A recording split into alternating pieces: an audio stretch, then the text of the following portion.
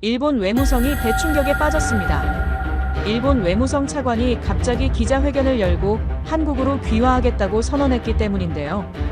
이 사람은 오랜 시간 동안 철저히 일본 입장에 서서 한일 관계에 대해 연구해왔으며 독도 분쟁을 국제사법재판소로 가져가 다케시마로 가져오겠다고 선언했던 장본인이었습니다.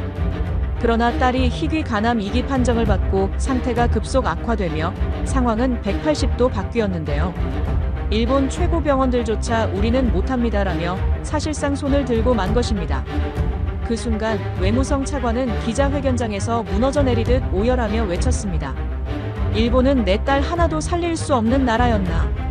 더 큰 충격은 그 다음이었습니다. 딸의 혈색은 순식간에 사라지고 생명 신호가 끊어질 위기에 놓였던 것입니다. 그때 조용히 움직인 건 일본이 아니라 대한민국 국가정보원이었습니다. 지금 바로 서울로 오십시오. 한국이라면 살릴 수 있습니다. 그 순간부터 일본은 침묵했고 한국은 몸으로 움직였습니다. 과연 그날 두 나라 사이에서 무슨 일이 벌어진 걸까요? 지금부터 사연을 시작합니다. 그 전에 구독과 좋아요 버튼을 눌러주시면 이 영상이 일본까지 널리 퍼지게 됩니다. 또한 우리의 영토 독도가 다케시마가 절대 될 수 없다라고 생각하시면 독도는 우리 땅이라고 댓글로 남겨주세요. 그리고 어디서 듣고 계신지도 알려주세요. 우리 대한국민은 하나로 전부 연결됩니다. 그럼 사연 바로 시작합니다. 저는 사카모토 류노스케, 61살입니다. 일본 외무성 차관으로 30년 넘게 국가를 위해 일했고, 그전엔 공안조사청에서 정보 업무를 담당했습니다. 제 인생은 언제나 국가와 함께였고, 저는 그 사실이 자랑스러웠습니다. 그런 제게의 딸 미라이는 유일한 사적 영역이었습니다. 22살, 대학을 갓 졸업한 딸은 밝고 똑똑했습니다. 제가 집에 늦게 들어와도 현관에서 슬리퍼를 가지런히 놓고 기다리던 아이였습니다. 그날도 평범한 아침이었습니다. 미라이가 식탁에 앉아 토스트를 베어 물다가 갑자기 얼굴을 찌푸렸습니다. 옆구리를 손으로 감싸 쥐었고 그 손이 떨렸습니다. 아빠, 여기가 자꾸 아파. 저는 대수롭지 않게 생각했습니다. 젊은 아이가 무슨 큰 병이 있겠습니까? 그저 피곤해서 그러려니 했습니다. 하지만 사흘이 지나도 통증은 사라지지 않았고 결국 저는 미라이를 도쿄 시내 유명 종합병원으로 데려갔습니다. 검사 결과는 일주일 뒤에 나왔습니다. 의사가 저를 따로 불렀고 그 방은 차가웠습니다. 창문 너머로 빌딩 숲이 보였지만 저는 아무것도 보이지 않았습니다. 희귀 간암입니다. 2기입니다. 그런데 의사는 말을 멈췄습니다. 그의 눈빛이 흔들렸습니다. 혈액형이 문제입니다. 환자분은 초위기 혈액형 보유자예요. 일본 내에서 케이스가 거의 없습니다. 암종도 특이한 형태라 치료 프로토콜 자체가 그 순간 제 심장이 멈춘 것 같았습니다. 손끝이 차가워졌고 입술이 마르는 게 느껴졌습니다. 그럼 어떻게 해야 합니까? 제 목소리는 제 것이 아니었습니다. 떨렸습니다. 일단 도쿄대학병원 쪽에 자문을 요청하겠습니다. 하지만 솔직히 말씀드리면 일본에선 경험이 없는 사례입니다. 저는 그 말을 듣고 곧바로 움직였습니다. 외무성 차관이라는 직함을 총동원해 일본 최고 암 전문 병원들과 접촉했습니다. 도쿄대학병원, 국립암센터, 게이오 대학병원까지 모두 연락했습니다. 이틀 뒤 전문의들이 모인 회의가 열렸습니다. 저는 그 자리에 앉아 있었고 의사들은 차트를 보며 고개를 저었습니다. 혈액형 문제가 너무 큽니다. 이 암종은 케이스 스터디 자체가 부족합니다. 수술을 하더라도 수혈 과정에서 변수가. 그들은 결론을 내렸습니다. 미국으로 가보십시오. MD 앤더슨이나 메이오 클리닉 정도면 가능성이 있을지 모릅니다. 그 순간 저는 무너졌습니다. 일본이 선진국이라고 배웠습니다. 세계 3위 안에 드는 경제 대국이라고 믿었습니다. 제가 30년 넘게 나라를 위해 일했던 그 일본이 제 딸 하나 살리지 못한다는 겁니까? 저는 회의실 밖으로 나와 복도 끝에 섰습니다. 창밖으로 도쿄 시내가 보였습니다. 높은 빌딩들, 바쁜 사람들, 반짝이는 불빛들. 하지만 그 모든 것이 텅 비어 보였습니다. 일본이 이런 나라였나. 제 입에서 나온 말이었습니다. 혼잣말이었지만 누군가 들었다면 저는 매국노 취급을 받았을 겁니다. 하지만 저는 더 이상 신경 쓰지 않았습니다. 제 딸이 죽어가고 있었으니까요. 그날 밤, 저는 오랜만에 한 사람에게 전화를 걸었습니다. 박준호, 한국국가정보원 연락관이었습니다. 10년 전 정보 협력 업무를 하며 알게 된 사람이었고, 우리는 가끔 연락을 주고받았습니다. 준호 씨, 부탁이 있습니다. 제 목소리는 떨렸습니다. 자존심 같은 건 이미 바닥에 떨어진 뒤였습니다. 딸아이가 아픕니다. 희귀간암인데 일본에선 방법이 없다고 합니다. 혹시 한국에선 가능할까요? 전화 너머로 잠깐 침묵이 흘렀습니다. 그리고 박준호의 목소리가 들렸습니다. 류노스케 씨, 한국으로 오십시오. 살릴 수 있습니다. 그 말은 단호했습니다. 망설임이 없었습니다. 저는 그 순간 무언가에 매달리는 기분이었습니다. 하지만 동시에 제 안에서 또 다른 목소리가 들렸습니다. 한국. 그 나라에? 저는 일본 공안조사청 출신입니다. 한국을 경계 대상으로 배웠고 역사 교육에서도 그들을 낮춰봤습니다. 솔직히 말하면 저는 한국을 후진국으로 여겼습니다. 하지만 지금 제 딸은 죽어가고 있었습니다. 이틀 뒤 미라이의 얼굴은 더 창백해졌습니다. 입술에 핏기가 없었고 눈빛이 흐릿했습니다. 제가 손을 잡으면 미라이는 힘없이 미소 지었습니다. 아빠, 괜찮아. 나 별로 안 아파. 거짓말이었습니다. 미라이는 밤마다 이불을 움켜쥐고 신음했습니다. 저는 그 소리를 복도에서 들으며 주먹을 쥐었습니다. 결국 저는 결단을 내렸습니다. 미라이, 우리 한국 가자. 미라이는 고개를 들었습니다. 놀란 표정이었습니다. 한국요? 아빠가? 그래. 거기 가면 살릴 수 있대. 미라이는 잠시 말이 없었습니다. 그리고 천천히 고개를 끄덕였습니다. 알았어요, 아빠. 아빠가 가자면 갈게요. 저는 그날 밤 짐을 쌌습니다. 여권, 서류, 옷까지 몇 벌. 제 손은 계속 떨렸습니다. 일본이 저를 버렸습니다. 아니, 제가 일본을 버린 건지도 모릅니다. 어쨌든 저는 이제 한국으로 갑니다. 제가 평생 낮춰봤던 그 나라로 제 딸을 살리러 갑니다. 인천국제공항에 도착한 건 이른 아침이었습니다. 비행기에서 내리는 내내 미라이는 제 팔을 붙잡고 있었습니다. 딸의 손은 차갑고 가늘었습니다. 저는 그 손을 놓지 않으려 애썼습니다. 입국장을 빠져나오자 누군가 제 이름을 불렀습니다. 사카모토 류노스케 씨. 돌아보니 정장 차림의 남자 둘이 서 있었습니다. 한 명은 박준호였고 다른 한 명은 처음 보는 얼굴이었습니다. 어서 오십시오. 시간이 없습니다. 바로 이동하겠습니다. 박준호의 말투는 차분했지만 눈빛은 급했습니다. 그는 미라이를 보더니 고개를 숙여 인사했습니다. 미라이 씨, 힘드시죠? 곧 병원 도착합니다. 미라이는 고개를 끄덕였습니다. 말할 힘도 없어 보였습니다. 우리는 공항 지하 주차장으로 안내받았습니다. 거기엔 검은색 승합차 2대가 대기하고 있었고 그 옆에 또 다른 사람들이 서 있었습니다. 모두 무전기를 차고 있었습니다. 이분들이 저희 팀입니다. 동선은 이미 확보했습니다. 박준호가 말했습니다. 저는 그제야 깨달았습니다. 이건 단순한 공항 픽업이 아니라 작전이었습니다. 차에 오르자마자 우리는 출발했습니다. 차 안은 조용했지만 긴장감이 흘렀습니다. 앞차와 뒷차가 우리를 호위하듯 움직였고 도로는 이상할 정도로 막히지 않았습니다. 어떻게 이렇게 빨리 움직이는 겁니까? 제가 물었습니다. 박준호는 창밖을 보며 대답했습니다. 사전에 루트를 조율했습니다. 환자 이송은 시간 싸움이니까요. 저는 입을 다물었습니다. 일본에서라면 이런 일은 불가능했을 겁니다. 서류 검토만 며칠이 걸리고 부서 간 협의만 일주일은 잡아먹었을 테니까요. 하지만 여기선 모든 게 이미 준비되어 있었습니다. 차가 달리는 동안 미라이는 제 어깨에 머리를 기댔습니다. 숨소리가 가빠졌고 이마에 식은땀이 맺혔습니다. 미라이, 괜찮아? 응, 조금 어지러워. 저는 미라이의 손을 꽉 잡았습니다. 손바닥이 축축했습니다. 그때 박준호의 전화기가 울렸습니다. 그는 짧게 통화를 마치고 고개를 돌렸습니다. 병원에서 대기 중입니다. 도착 즉시 검사 들어갑니다. 고맙습니다. 제 목소리는 떨렸습니다.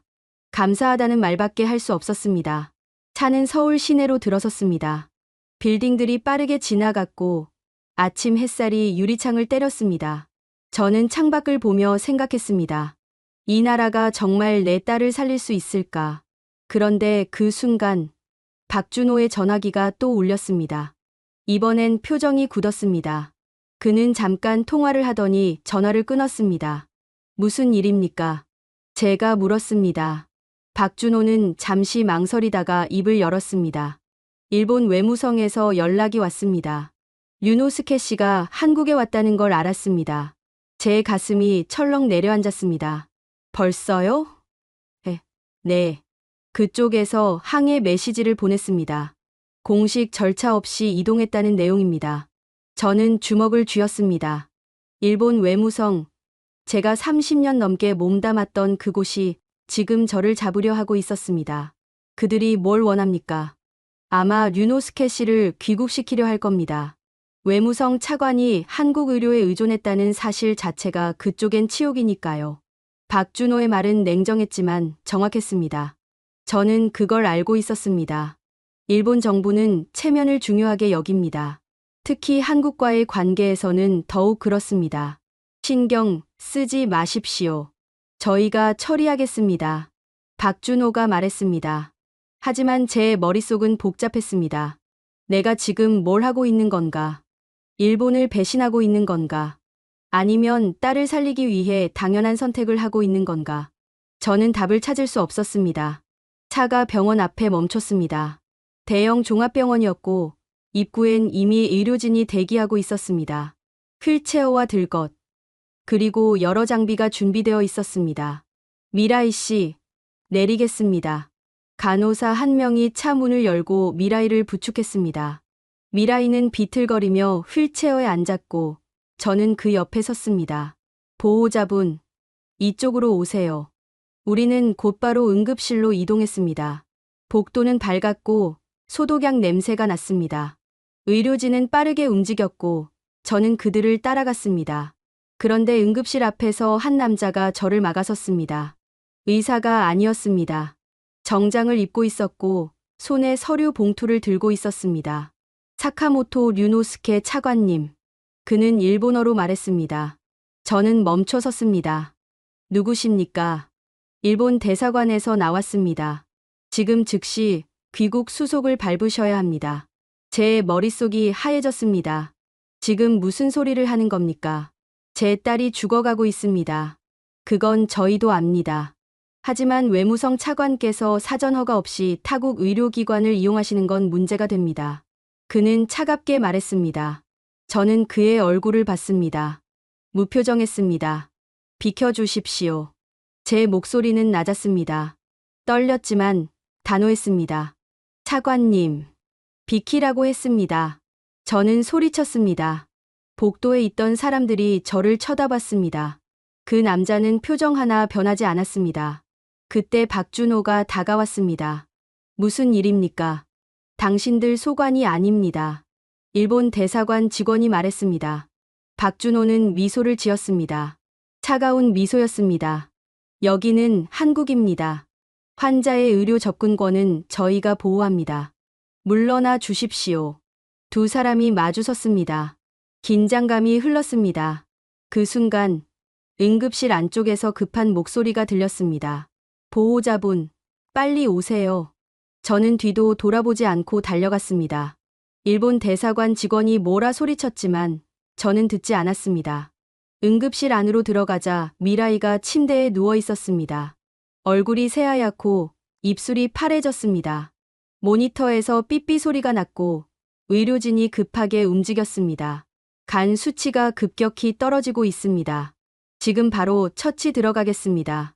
의사가 말했습니다. 저는 미라이의 손을 잡았습니다. 미라이야, 괜찮아.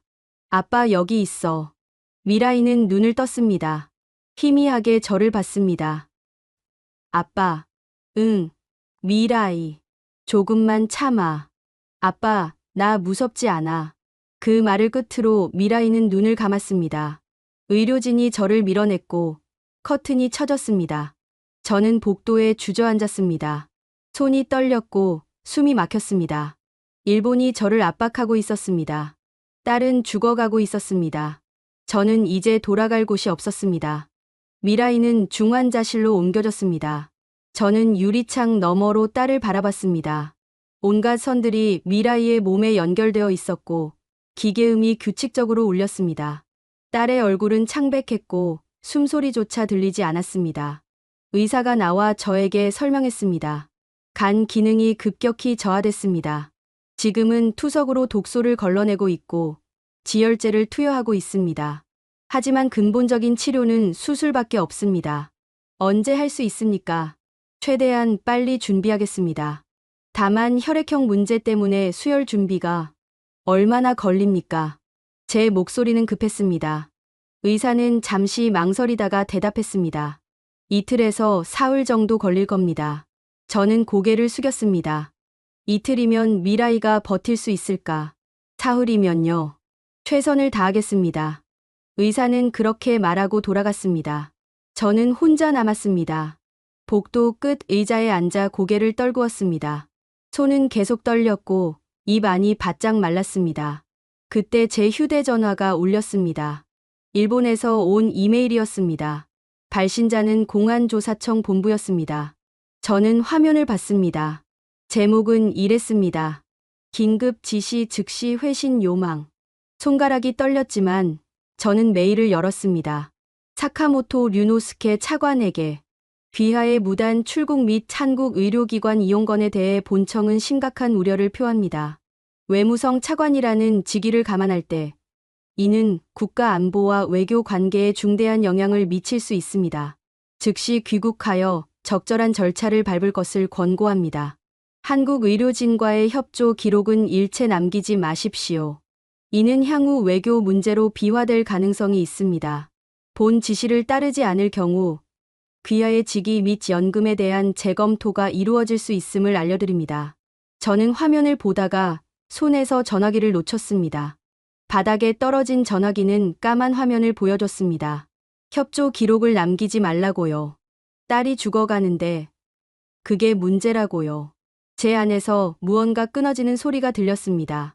저는 30년 넘게 일본을 위해 일했습니다. 정보기관에서, 외교 무대에서 저는 국가를 위해 제 모든 걸 바쳤습니다. 가족과의 시간도, 개인적인 꿈도 모두 포기하고 나라를 섬겼습니다. 그런데 지금 그 나라가 제게 뭐라고 합니까? 딸을 살리지 말라고 합니까? 빌어먹을.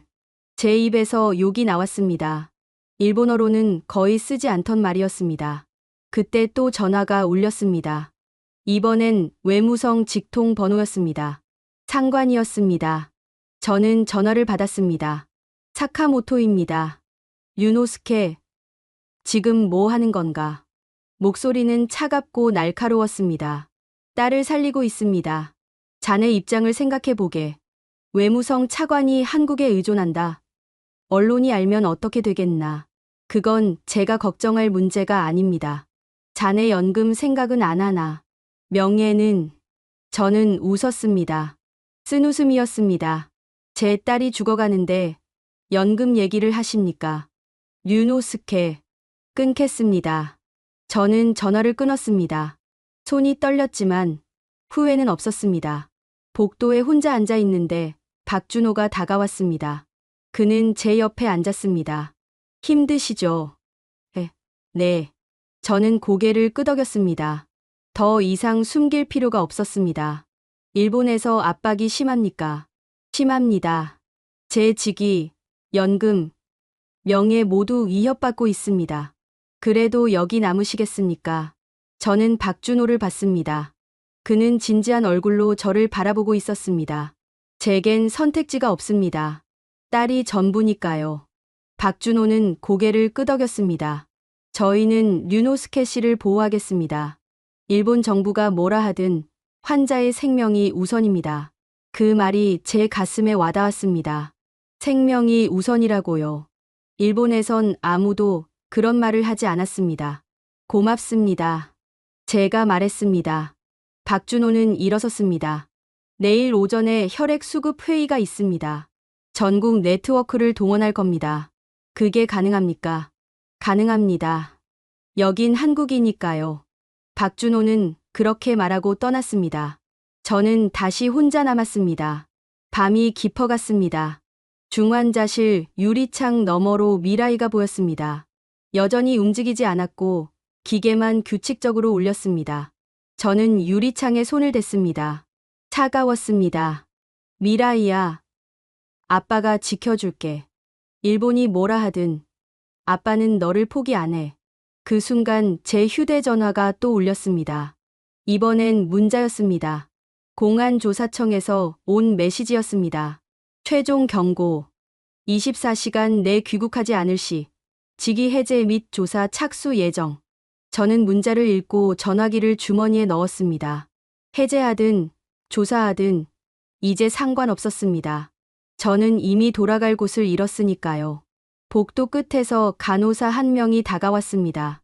젊은 여자였고 손에 무언가를 들고 있었습니다. 보호자분, 이거 드세요. 그녀가 건넨 건 작은 주먹밥이었습니다. 따뜻했습니다. 아직 식사 안 하셨죠? 조금이라도 드셔야 합니다. 저는 그 주먹밥을 받았습니다. 손바닥에서 온기가 느껴졌습니다. 감사합니다. 제 목소리는 떨렸습니다.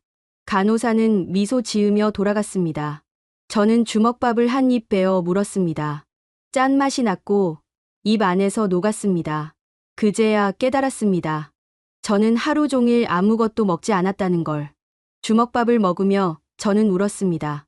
소리 없이 조용히 울었습니다. 일본은 저를 버렸습니다. 하지만 이 나라는, 제가 평생 낮춰봤던 이 나라는 주먹밥 하나를 건네며 저를 붙잡아줬습니다. 중환자실 불빛이 깜빡였습니다. 미라이의 상태가 또 나빠진 겁니다. 의료진이 급하게 안으로 들어갔고 저는 자리에서 일어났습니다.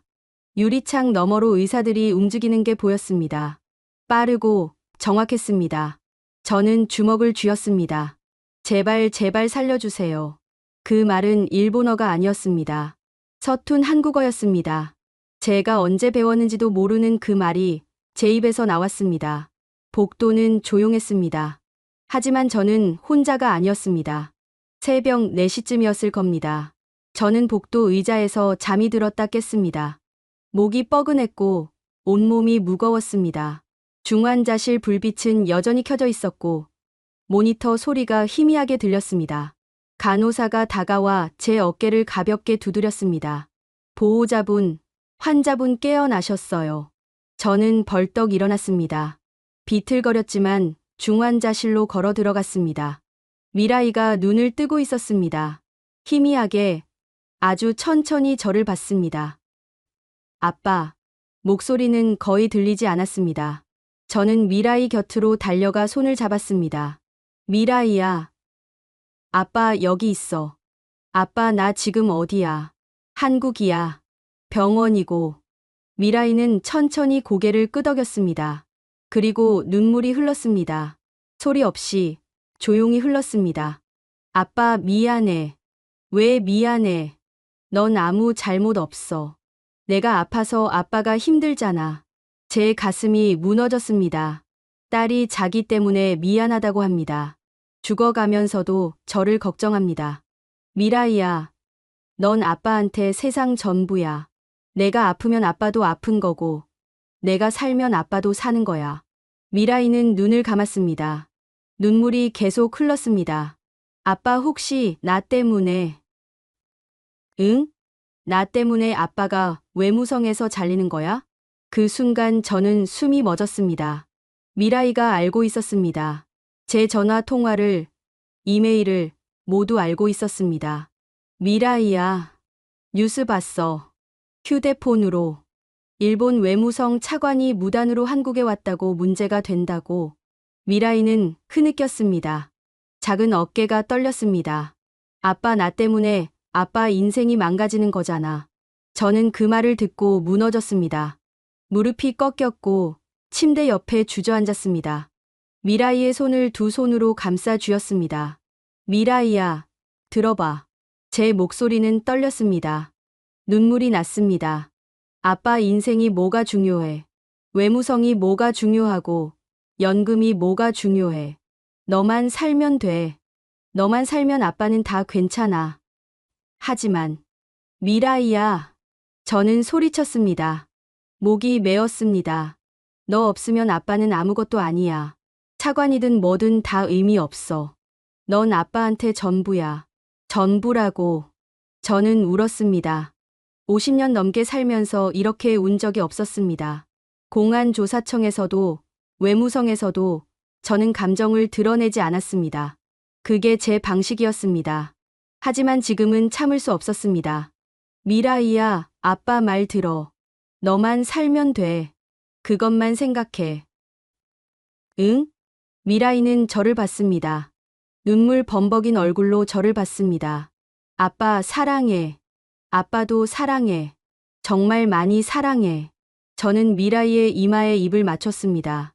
차가웠습니다. 그때 간호사가 조용히 들어왔습니다. 손에 물수건을 들고 있었습니다. 환자분, 얼굴 좀 닦아드릴게요. 간호사는 부드럽게 미라이의 얼굴을 닦아줬습니다. 눈가를, 볼을, 이마를 천천히 닦아줬습니다. 많이 힘들었죠. 조금만 더 힘내요. 간호사의 목소리는 따뜻했습니다. 미라이는 고개를 끄덕였습니다. 간호사가 저를 봤습니다. 보호자분도 좀 쉬셔야 해요. 환자분 걱정하려면 보호자분이 건강해야죠.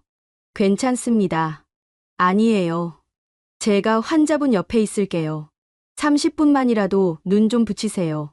저는 고개를 저으려다가 멈췄습니다. 간호사의 눈빛이 진심이었습니다. 고맙습니다. 저는 일어섰습니다. 미라이를 한 번 더 보고 중환자실을 나왔습니다.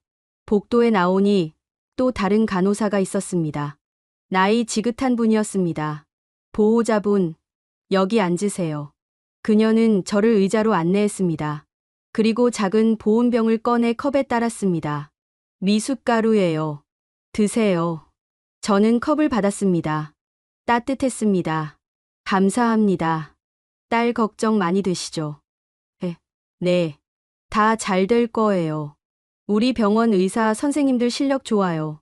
믿고 기다리세요. 그녀는 제 어깨를 토닥였습니다. 그리고 천천히 걸어갔습니다. 저는 미숫가루를 마셨습니다. 고소하고 달았습니다. 입 안에서 부드럽게 녹았습니다. 이상했습니다. 일본에선 간호사들이 이렇게 하지 않았습니다. 그들은 친절했지만 거리를 뒀습니다. 업무적이었습니다. 하지만 여기 간호사들은 달랐습니다. 물수건을 가져다 주고 미숫가루를 건네고 어깨를 토닥입니다. 마치 가족처럼. 정이라는 게 이런 건가? 박준호가 했던 말이 떠올랐습니다. 한국 사람들은 정이 많다고. 저는 그때 무슨 말인지 몰랐습니다. 하지만 지금은 조금 알 것 같습니다. 복도 끝에서 환자 가족으로 보이는 사람들이 모여 있었습니다. 할머니 한 분이 김밥을 나눠주고 있었습니다. 하나씩 드세요. 밤새 고생하시는데. 사람들은 감사하다며 김밥을 받았습니다.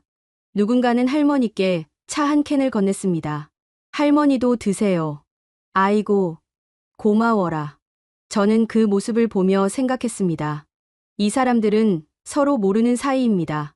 각자 자기 가족 걱정으로 정신없을 텐데 서로를 챙깁니다.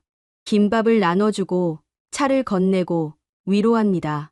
일본에선 본 적 없는 풍경이었습니다. 저는 컵을 다 비우고 자리에서 일어났습니다. 중환자실로 돌아가려는데 아까 그 나이 드신 간호사가 다시 나타났습니다. 보호자분, 담요 가져왔어요. 밤에 추우니까 덮고 계세요. 그녀는 담요를 제 팔에 올려줬습니다.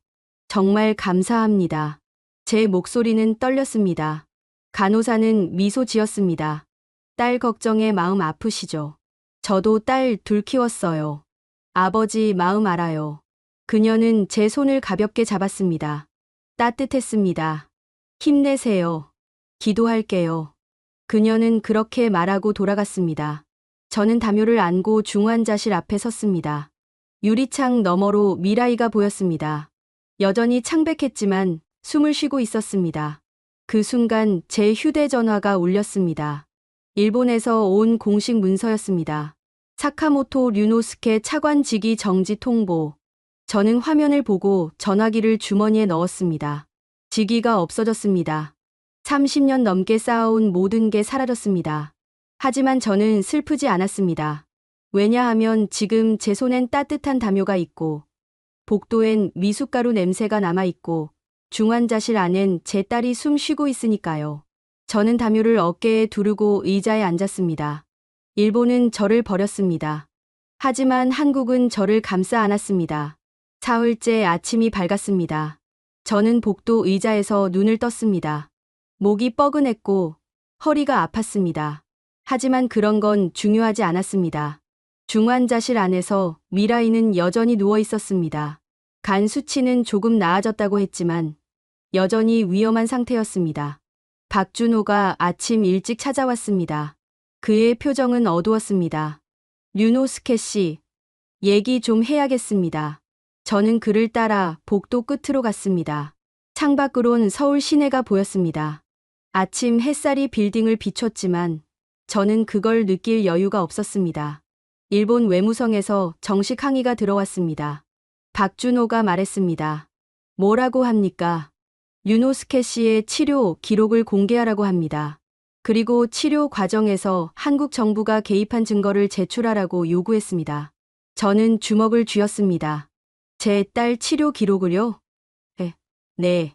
그들은 이걸 외교 문제로 만들려고 합니다. 박준호의 목소리는 차분했지만 분노가 섞여 있었습니다. 우리 측 답변은 이미 나갔습니다. 환자의 의료 기록은 개인정보이며 어떤 외교적 압박에도 공개할 수 없다고. 그럼 일본은 어떻게 나올까요? 압박을 강화할 겁니다. 이미 언론에 흘리기 시작했습니다.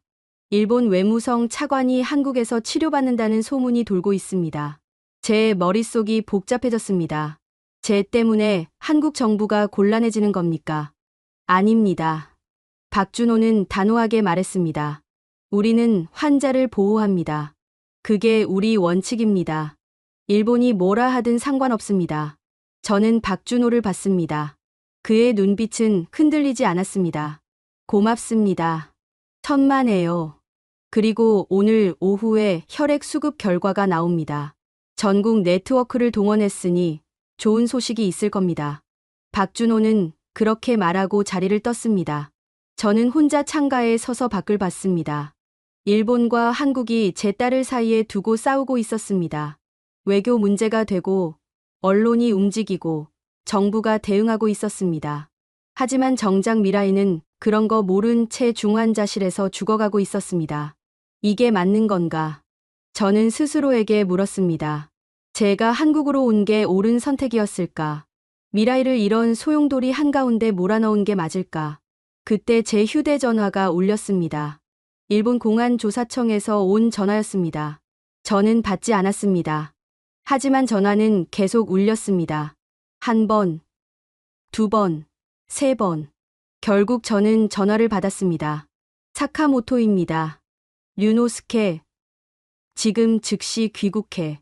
목소리는 제 옛 상관이었습니다. 공안조사청 부장이었습니다. 그럴 수 없습니다. 자네 딸 때문에 국가가 망신당하고 있어. 언론이 난리야. 외무성 차관이 한국에 목을 맨다고, 일본 의료가 무능하다고, 온갖 말이 나오고 있다고. 그건 사실 아닙니까? 제 목소리는 차갑게 나왔습니다. 일본 의료가 제 딸을 살리지 못했습니다. 그게 사실 아닙니까? 류노스케, 지금 정신 차려.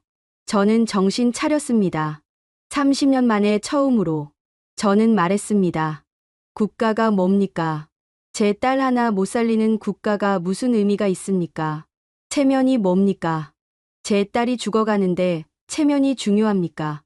류노스케, 자네. 전 이제 돌아가지 않습니다. 딸이 살 때까지 여기 있을 겁니다. 저는 전화를 끊었습니다. 손이 떨렸습니다. 복도로 돌아왔을 때 간호사 한 명이 급하게 뛰어왔습니다. 보호자분, 빨리 오세요. 제 심장이 멎었습니다.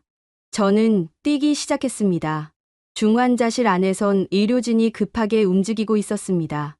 모니터에서 경보음이 울렸고 미라이의 혈압이 급격히 떨어지고 있었습니다. 무슨 일입니까? 제가 소리쳤습니다. 의사가 돌아봤습니다.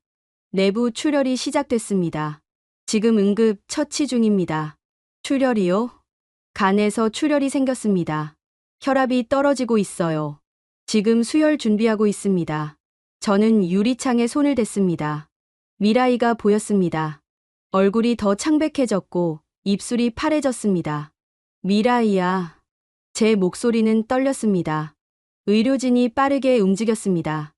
수혈 라인을 연결하고 약물을 투여하고 모니터를 확인했습니다. 시간이 멈춘 것 같았습니다. 얼마나 지났을까요? 10분, 20분. 저는 알 수 없었습니다. 마침내 의사가 나왔습니다. 마스크를 벗었고 땀이 흘렀습니다. 일단 멈췄습니다. 출혈이 멈췄어요. 저는 그 자리에 주저앉았습니다. 하지만 이 상태론 오래 버틸 수 없습니다. 수술을 해야 합니다. 빨리. 언제요? 혈액만 확보되면 내일이라도 가능합니다. 저는 고개를 끄덕였습니다. 말이 나오지 않았습니다. 의사가 떠나고 저는 다시 유리창 앞에 섰습니다. 미라이는 눈을 감고 있었습니다. 숨을 쉬고 있었습니다. 그때 박준호가 다시 나타났습니다. 그의 손에 서류가 있었습니다. 류노스케 씨. 네. 혈액 확보했습니다. 저는 글을 봤습니다. 믿을 수 없었습니다. 정말입니까? 네. 전국에서 6명이 헌혈 의사를 밝혔습니다. 내일 아침이면 혈액이 도착합니다. 저는 그 말을 듣고 무릎이 꺾였습니다. 감사합니다. 정말 감사합니다. 박준호가 제 어깨를 잡았습니다. 괜찮습니다. 이제 수술만 하면 됩니다. 저는 고개를 숙였습니다. 눈물이 났습니다. 일본은 저를 압박했습니다. 외교 문제로 만들고 언론을 동원하고 제 직위를 박탈했습니다. 하지만 한국은 전국을 뒤져 혈액을 찾았습니다. 6명의 낯선 사람들이 제 딸을 위해 헌혈을 했습니다. 저는 그제야 깨달았습니다. 국가 대 국가의 싸움이 아니었습니다. 생명을 지키려는 사람들과 체면을 지키려는 사람들의 싸움이었습니다. 그리고 저는 이미 어느 쪽에 설지 선택했습니다. 그날 밤, 저는 중환자실 밖에서 밤을 새웠습니다. 담요를 덮고 의자에 앉아 있었지만 잠은 오지 않았습니다. 미라이의 숨소리가, 모니터 소리가, 모든 게 귓가에 맴돌았습니다. 새벽 5시쯤 복도에 불이 켜졌습니다. 의료진이 하나둘 모여들기 시작했습니다. 간호사들, 의사들, 그리고 낯선 얼굴들까지. 박준호가 나타났습니다. 류노스케 씨, 오늘 오전 9시에 다학제 회의가 열립니다. 다학제 회의요? 네. 간이식 전문에, 혈액종양 전문에, 마취과, 중환자의학과, 영상의학과까지 모두 모입니다. 미라이 씨 수술 계획을 세우는 겁니다. 저는 고개를 끄덕였습니다. 참관하셔도 됩니다. 보호자께서 직접 들으시는 게 좋을 것 같습니다. 감사합니다. 9시가 되자 저는 회의실로 안내받았습니다. 큰 방이었고 긴 테이블에 10여 명의 의료진이 앉아 있었습니다. 벽엔 대형 모니터가 걸려 있었고 미라이의 검사 결과가 띄워져 있었습니다. 보호자분, 여기 앉으세요. 한 의사가 말했습니다. 저는 구석 자리에 앉았습니다. 회의가 시작됐습니다. 환자는 22세, 희귀간암 2기, 초희귀 혈액형 보유자입니다. 영상의학과 교수로 보이는 분이 모니터를 가리키며 설명했습니다. 종양 크기는 6cm, 위치는 우엽상부입니다. 다행히 혈관 침범은 없지만 위치가 애매합니다. 절제 가능합니까? 다른 의사가 물었습니다. 가능합니다. 하지만 출혈 위험이 큽니다. 혈액형 문제 때문에 수혈량 확보가 관건입니다. 혈액은 얼마나 확보됐습니까? 현재 600cc가 확보됐고 추가로 400cc가 오늘 저녁 도착 예정입니다. 저는 그 말을 듣고 가슴이 뛰었습니다. 1000cc. 낯선 사람들이 제 딸을 위해 그만큼의 피를 내줬습니다. 마취는 문제 없습니까? 환자 상태가 좋지 않지만 가능합니다. 다만 수술 시간을 최대한 단축해야 합니다. 예상 수술 시간은 6시간에서 8시간입니다. 회의실이 조용해졌습니다. 8시간. 미라이가 그 시간을 버틸 수 있을까? 그때 한 남자가 입을 열었습니다. 50대로 보이는 의사였고 얼굴엔 깊은 주름이 패여 있었습니다. 저는 이정윤입니다. 간담최외과 교수입니다. 이번 수술을 제가 집도하겠습니다. 저는 그를 봤습니다. 목소리는 차분했지만 눈빛은 날카로웠습니다. 보호자분께 말씀드립니다. 이 수술은 고난도입니다. 성공률을 정확히 말씀드리긴 어렵습니다. 하지만 저희는 최선을 다하겠습니다. 저는 고개를 숙였습니다. 선생님, 제 딸을 살려주십시오. 그러겠습니다. 이정윤 교수는 단호하게 말했습니다. 회의는 2시간 넘게 이어졌습니다. 절제 범위, 수혈 타이밍, 출혈 대응, 합병증 예방, 모든 걸 세세하게 논의했습니다. 저는 그 모습을 보며 놀랐습니다. 일본에서도 회의는 있었습니다. 하지만 거기선 결론이 빨랐습니다. 안 됩니다. 불가능합니다. 미국으로 가세요. 하지만 여기선 달랐습니다. 모두가 어떻게 하면 가능할까를 고민했습니다. 포기하는 사람은 아무도 없었습니다. 회의가 끝나고 이정윤 교수가 저에게 다가왔습니다. 보호자분, 수술은 내일 오전 8시에 시작합니다. 오늘 밤엔 푹 쉬십시오. 선생님, 한 가지만 여쭤봐도 될까요? 말씀하세요. 왜 이렇게까지 해주십니까? 저희는 일본 사람입니다. 외국인입니다. 이정윤 교수는 잠시 저를 봤습니다. 그리고 조용히 말했습니다. 환자에겐 국적이 없습니다. 오직 생명만 있을 뿐입니다. 그 말에 저는 아무 말도 할 수 없었습니다. 이정윤 교수는 미소 지으며 돌아갔습니다. 저는 회의실을 나와 복도를 걸었습니다. 중환자실로 가는 길이었습니다. 그때 박준호가 급하게 달려왔습니다. 류노스케 씨, 무슨 일입니까? 일본 대사관에서 또 연락이 왔습니다. 이번엔 공식 문서입니다. 박준호는 태블릿을 꺼내 저에게 보여줬습니다. 일본 외무성 명의의 공문이었습니다. 한국 정부는 사카모토 류노스케 전 차관의 치료 과정을 즉시 중단하고 환자를 일본으로 송환할 것을 요청한다. 이는 양국 외교 관계를 고려한 조치이며 저는 더 이상 읽을 수 없었습니다. 중단하라고요? 지금 내일 수술인데? 네. 그들은 이걸 외교 문제로 키우고 있습니다. 심지어 언론에도 흘렸습니다. 일본 방송에서 이미 보도가 나갔습니다. 제 머릿속이 하얘졌습니다. 우리 정부 답변은요? 거부했습니다.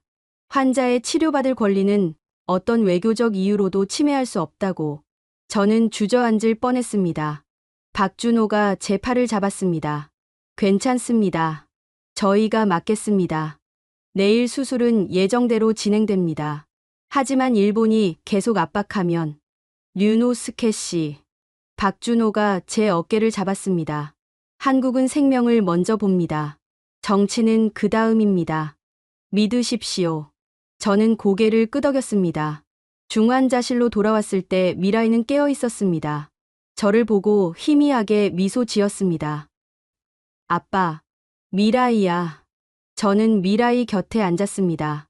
아빠, 내일 수술이래. 그래, 들었어? 응, 간호사 선생님이 말해줬어.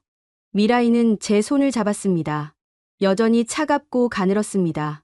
아빠, 나 무섭지 않아. 그래? 응, 여기 선생님들 믿어. 다들 친절하고 나 살리려고 엄청 애쓰는 거 느껴져. 미라이의 눈에 눈물이 맺혔습니다. 아빠, 우리 운이 좋은 것 같아. 한국에 와서 저는 미라이의 이마에 손을 얹었습니다. 그래, 미라이야. 우린 운이 좋아.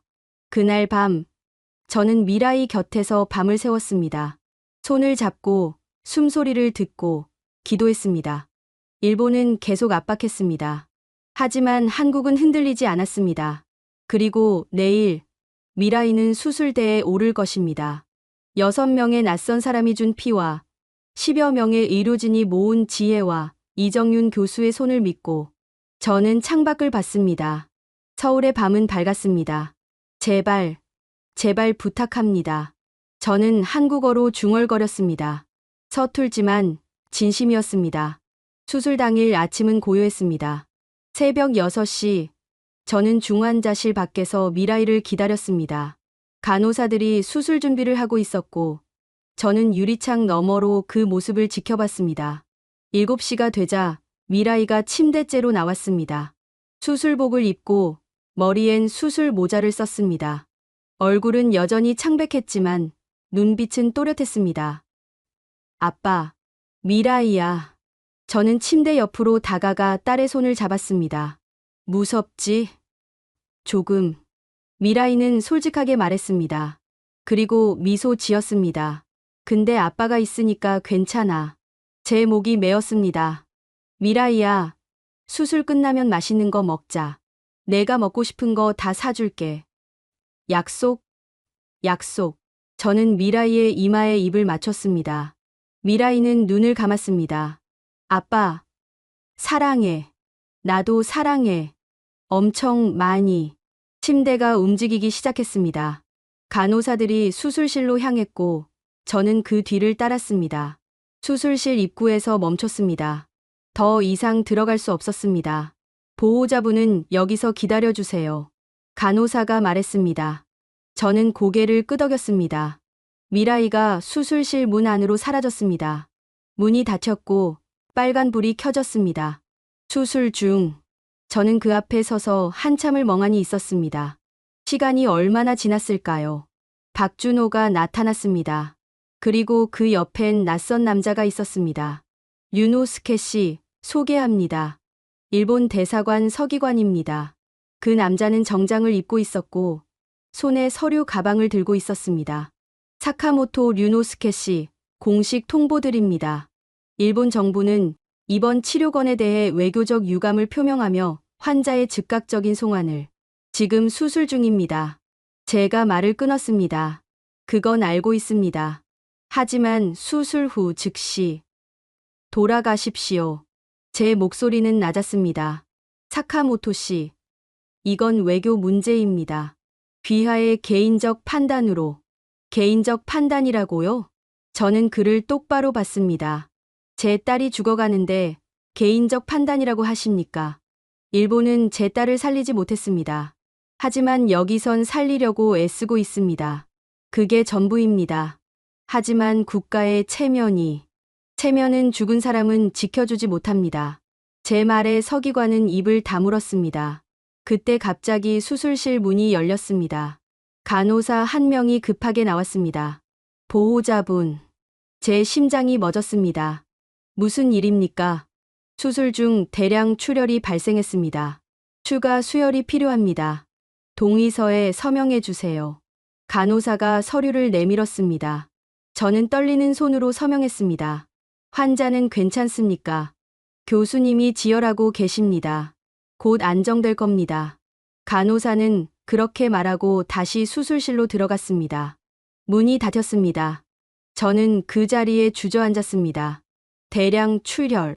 미라이가 위험하다는 뜻이었습니다. 미라이야. 제 목소리는 떨렸습니다. 손으로 얼굴을 감쌌습니다. 그때 일본 대사관 서기관이 다가왔습니다. 사카모토 씨, 이 상황을 보십시오. 한국 의료진도 한계가 있습니다. 지금이라도 미국으로 닥치십시오.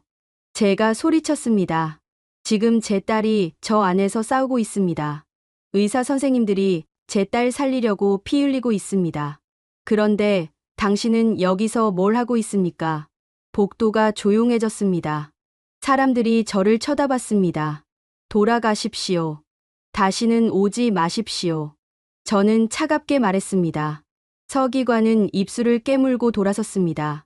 박준호가 제 어깨를 잡았습니다. 괜찮으십니까? 네, 괜찮습니다. 저는 수술실 문을 봤습니다. 빨간 불은 여전히 켜져 있었습니다. 시간이 흘렀습니다. 1시간, 2시간. 3시간. 저는 복도 의자에 앉아 기도했습니다. 일본 신사에서 배운 기도가 아니라 그냥 제 마음속 말들을 속삭였습니다. 제발, 제발 살려주세요. 미라이를 살려주세요. 5시간째 간호사가 나왔습니다. 보호자분, 수술 잘 진행되고 있습니다. 조금만 더 기다려주세요. 저는 고개를 끄덕였습니다. 6시간째, 7시간째. 해가 기울기 시작했습니다. 복도에 석양빛이 들어왔습니다. 그리고 8시간째. 수술실 문이 열렸습니다. 이정윤 교수가 나왔습니다. 마스크를 벗었고 얼굴엔 땀이 흘렀습니다. 저는 벌떡 일어났습니다. 선생님. 이정윤 교수는 저를 봤습니다. 그리고 천천히 고개를 끄덕였습니다. 성공했습니다. 그 순간 제 다리가 풀렸습니다. 종양을 완전히 제거했습니다. 출혈도 멈췄고 간 기능도 보존했습니다. 미라이 씨, 잘 싸워줬습니다. 저는 그 자리에 무릎을 꿇었습니다. 감사합니다. 감사합니다. 눈물이 났습니다. 참을 수 없었습니다. 이정윤 교수가 제 팔을 잡았습니다. 일어나십시오. 아직 회복 과정이 남았습니다. 하지만 고비는 넘겼습니다. 선생님 정말 정말 감사합니다. 저는 제 일을 했을 뿐입니다. 이정윤 교수는 조용히 말했습니다. 이 수술은 정치가 아니라 생명입니다. 그걸 잊지 마십시오. 저는 고개를 끄덕였습니다. 얼마 뒤 미라이가 회복실로 옮겨졌습니다. 저는 그곳으로 달려갔습니다. 미라이는 아직 마취에서 깨어나지 않았습니다. 하지만 숨을 쉬고 있었습니다. 가슴이 규칙적으로 오르내렸습니다. 저는 미라이의 손을 잡았습니다. 따뜻했습니다. 미라이야, 다 끝났어. 아빠 여기 있어. 미라이는 대답하지 않았습니다. 하지만 손가락이 살짝 움직였습니다. 저는 울었습니다. 소리 내어 울었습니다. 8시간의 수술, 600cc의 낯선 사람들의 피, 10여 명의 의료진의 땀. 그 모든 것이 제 딸을 살렸습니다. 복도에서 박준호가 저를 지켜봤습니다. 그는 조용히 미소 지었습니다. 저는 그에게 고개를 숙였습니다. 말이 필요 없었습니다. 밤이 깊어갔습니다. 저는 미라이 곁을 떠나지 않았습니다. 그리고 생각했습니다. 한국은 제 딸에게 생명을 돌려줬습니다. 아니, 생명뿐만이 아니었습니다. 미래를 돌려줬습니다. 미라이의 미래를. 수술 후 사흘이 지났습니다. 미라이는 회복병동으로 옮겨졌습니다. 얼굴에 핏기가 돌기 시작했고 눈빛도 살아났습니다. 아침이었습니다. 간호사가 미음을 가져왔습니다. 미라이 씨, 조금씩 드셔보세요. 미라이는 천천히 숟가락을 들었습니다. 손이 떨렸지만 스스로 떴습니다. 미음을 한술 떠서 입에 넣었습니다. 저는 그 모습을 보며 눈물이 났습니다. 맛있어? 응, 맛있어. 미라이는 미소 지었습니다. 창백했던 입술에 색이 돌았습니다. 아빠. 응? 나 살아있어. 미라이의 눈에서 눈물이 흘렀습니다. 일본에선 안 된다고 했잖아. 근데 나 지금 살아있어. 밥도 먹고 아빠 얼굴도 보고. 미라이는 숟가락을 내려놓고 울었습니다. 저도 따라 울었습니다. 미라이야, 넌 정말 잘 싸워줬어. 정말 잘했어. 아빠, 우리 한국에 빚 졌어. 엄청 큰 빚. 저는 미라이의 손을 잡았습니다. 그래, 미라이야. 우린 빚 졌어. 그날 오후, 이정윤 교수가 회진을 왔습니다. 미라이의 차트를 확인하고 고개를 끄덕였습니다. 회복이 빠릅니다. 잘하고 있어요. 선생님, 감사합니다. 미라이가 말했습니다. 작은 목소리였지만 분명했습니다. 천만에요. 미라이 씨가 잘 견뎌준 덕분입니다. 이정윤 교수는 미소 지으며 병실을 나갔습니다. 저는 창밖을 봤습니다. 서울 하늘은 맑았습니다. 구름 한 점 없이 파랬습니다. 그때 제 휴대전화가 울렸습니다. 일본에서 온 메시지였습니다. 외무성 공식 문서였습니다. 사카모토 류노스케 전 차관에게 통보합니다. 귀하의 직위 해제 결정은 확정되었으며 연금 수령 자격 또한 재검토 대상입니다. 귀국시 청문회가 예정되어 있으니 응하시기 바랍니다. 저는 화면을 보고 전화기를 내려놓았습니다. 청문회, 연금 박탈, 명예 실추. 하지만 제 옆엔 살아있는 딸이 있었습니다. 그걸로 충분했습니다. 아빠, 무슨 연락이야? 미라이가 물었습니다. 저는 고개를 저었습니다. 아무것도 아니야. 일본에서 온 거지? 미라이는 저를 봤습니다. 눈빛이 흔들렸습니다. 아빠, 우리 일본 돌아가야 해? 저는 잠시 말이 없었습니다. 그리고 천천히 입을 열었습니다. 미라이야, 아빠 생각 좀 물어봐도 될까? 응. 우리 여기 남으면 어떨까? 미라이는 눈을 크게 떴습니다. 여기 한국에? 응. 일본으로 돌아가면 아빠는 청문회 받고 연금도 못 받을 거야. 명예도 다 잃을 거고. 하지만 그건 상관없어. 아빠가 걱정하는 건 너야. 일본 돌아가서 내가 또 아프면 아빠는. 제 목소리가 떨렸습니다. 아빠는 또 속수무책이야. 일본은 널 살리지 못했어. 하지만 여기선 살렸어. 이 나라가 우리를 살렸어. 미라이는 한참을 생각했습니다. 그리고 천천히 고개를 끄덕였습니다. 아빠, 나도 그게 좋아. 나도 여기 남고 싶어. 정말? 응. 여기 사람들 다 친절했어. 간호사 선생님들도, 의사 선생님들도 나한테 엄청 잘해줬어. 나 외국인인데도. 미라이는 창밖을 봤습니다. 아빠, 일본에선 외국인한테 이렇게 안 해주잖아. 나 알아. 우리가 다른 나라 사람들 어떻게 대하는지. 저는 아무 말도 할 수 없었습니다.